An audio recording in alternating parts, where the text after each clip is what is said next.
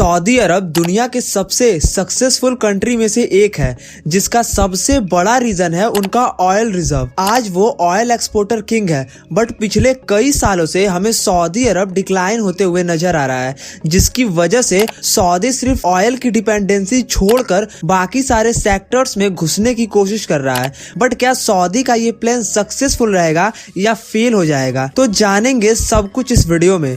Saudi अरब की GDP का 46% directly उनके ऑयल ट्रेड से लिंक्ड है। बट अगर हम डाटा देखें 2015 से लेकर 2020 तक सऊदी को उनके ऑयल ट्रेड से कोई भी बेनिफिट नहीं हुआ है, क्योंकि इस टाइम ऑयल के प्राइसेस काफी नीचे आ गए थे।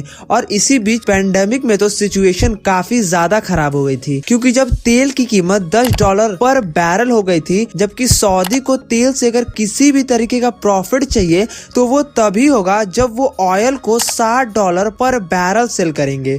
बट रिसेंटली रशिया यूक्रेन के वॉर की वजह से तेल के दाम बढ़ गए हैं। बट ये कोई परमानेंट सोल्यूशन नहीं है, क्योंकि एक ना एक दिन ये वॉर जरूर रुक जाएगी। ऑयल के दाम गिरने की वजह ये भी है कि अब ज्यादा से ज्यादा देश फॉसिल ऑयल को छोड़कर ग्रीन एनर्जी की तरफ शिफ्ट हो रहे हैं, और हर देश में अब इलेक्ट्रिक व्हीकल्स का चलन काफी तेजी से बढ़ रहा है, क्योंकि हर कंट्रीज को पता है कि आने वाले समय में फॉसिल ऑयल्स कभी ना कभी तो खत्म ही हो जाएंगे। साथ ही लोग इलेक्ट्रिसिटी बनाने के लिए लोग सोलर और दूसरे रिन्यूएबल सोर्सेस की तरफ देख रहे हैं। इससे ये तो क्लियर है कि वॉर के रुकने के बाद ऑयल के प्राइसेस गिर जाएंगे। सऊदी ने कुछ समय पहले भी ये कहा था कि अब वो ऑयल का प्रोडक्शन काफी कम कर देंगे, जिससे ऑयल के प्राइसेस बढ़ेंगे और वो प्रॉफिट कमा सकें। सऊदी का एक प्रॉब्लम और भी है कि वहाँ पर रोजगार के मौके काफी ज्यादा कम है। सऊदी में 30 साल से कम उम्र वाले 58% लोग हैं जिनके पास कॉलेज डिग्री है, बट वहाँ पर 63% उनमें से ऐसे लोग हैं जो ग्रेजुएट तो हैं, बट उनके पास किसी भी तरीके की जॉब नहीं है, क्योंकि कंट्री में जॉब ही नहीं है। लेकिन बाद में जैसे जैसे ऑयल की वेल्थ सऊदी की गिरेगी, इन लोगों को एडजस्ट करना काफी ज्यादा मुश्किल हो जाएगा, क्योंकि उस टाइम सऊदी की ऑयल वेल्थ काफी ज्यादा तेजी से गिरेगी। सऊदी में इसके अलावा फूड और वाटर की भी काफी ज्यादा शॉर्टेज है,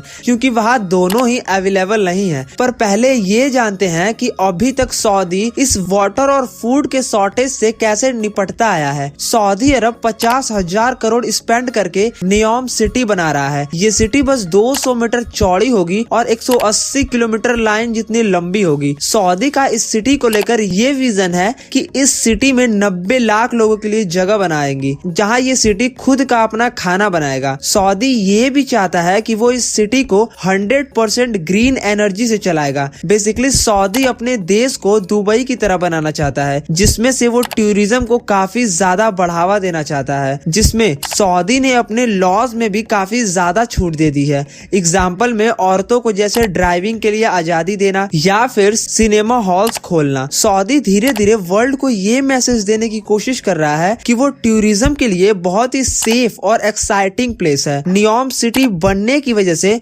बड़ी बड़ी कंपनी सऊदी की तरफ अट्रैक्ट होंगी, जिससे सऊदी की गवर्नमेंट उनसे 10 साल के लिए किसी भी तरीके का टैक्स नहीं लेगी, बट 10 साल बाद उन कंपनी से अच्छा खासा टैक्स कलेक्ट कर सकेगी, जिससे कि सऊदी के इकोनॉमी को काफी अच्छा बूस्ट मिलेगा। नियोम सिटी को लेकर कहा जाता है कि इस सिटी के बनते ही 3 लाख से ज्यादा जॉब क्रिएट होंगी, जो कि सऊदी के अनएम्प्लॉयमेंट को भी सॉल्व कर देगी। बट एक्सपर्ट्स के अकॉर्डिंग ये प्रोजेक्ट सक्सेसफुल होने के चांसेस काफी ज्यादा कम है, क्योंकि सऊदी क्लेम करता है कि वो इस सिटी में वो अपने खाने पीने की चीजें खुद ही ग्रो करेगा। बट रियलिटी ये है कि सऊदी की जियोग्राफिकल लोकेशन काफी ज्यादा खराब है, जिसके वजह से वहाँ कोई चीज ग्रो नहीं हो सकती है, जिसकी वजह से सऊदी अपने 80% खाने पीने की चीजें दूसरे देशों से मंगवाता है। और सऊदी ने कई सारे कंट्रीज में पाम आइलैंड भी खरीद रखे हैं, जहाँ से वो अपने खाने पीने के सामान उगाते हैं और फिर बाद में उसे सऊदी में एक्सपोर्ट कर देते हैं। अगर सऊदी में ऐसे ही तेल के प्राइसेस गिरते रहे तो सऊदी का फॉरेन एक्सचेंज रिजर्व काफी ज्यादा कम हो जाएगा, तो ये बाकी चीजें इंपोर्ट एक्सपोर्ट नहीं कर पाएंगे। इसके साथ अगर सऊदी इस खाने वाली प्रॉब्लम्स को फिक्स भी कर देता है तो वो दूसरी सबसे बड़ी प्रॉब्लम उनके सामने आकर खड़ी हो जाएगी। और दूसरी जो सबसे बड़ी प्रॉब्लम है वो है पानी की। जहाँ भारत में 40 नदियां हैं तो वहीं सऊदी में आज एक भी नदी नहीं है कि जहाँ से वो पीने का पानी ले सके। पानी के लिए सऊदी बेसिकली 2 मेथड पर डिपेंड रहता है। पहला है आर्टिफिशियल रेन, जिसमें वो प्लेन से बादलों पर सिल्वर आयोडाइड छिड़कते हैं। इससे उन बादलों में बारिश होने लगता है जिसको वो लेक्स और डैम्स में कलेक्ट कर लेते हैं। सऊदी में हर साल करीब 200 बार ऐसी रेन्स कराई जाती हैं। और दूसरा मेथड है सी वाटर्स को कलेक्ट करके उनमें से इम्प्योरिटीज निकालते हैं, जिसे बेसिकली डिस्टिलेशन मेथड कहते हैं। बट ये मेथड काफी ज्यादा एनर्जी कंज्यूम करता है। अगर सऊदी के ऑयल प्राइसेस में कमी होने लगे तो सऊदी ये प्रोसेस भी अफोर्ड नहीं कर पाएगा, क्योंकि इस प्रोसेस में काफी ज्यादा एनर्जी कंज्यूम होता है। अब देखने वाली बात ये है कि अगर सऊदी अभी के ही तरह आगे भी ऑयल पर डिपेंड रहता है तो फिर क्या होता है, क्योंकि ये काफी ज्यादा प्रॉब्लम वाली बात है। क्योंकि कभी ना कभी तो सऊदी में ऑयल खत्म ही होगा और तब तक सऊदी को अपने और भी सेक्टर्स पर काफी ज्यादा ध्यान देने की जरूरत है। तो ये था कि सऊदी क्यों आने वाले टाइम्स में कोलैप्स कर सकता है। होप वीडियो इंफॉर्मेटिव लगी होगी। अगर वीडियो इंफॉर्मेटिव लगी है तो कीप वॉचिंग।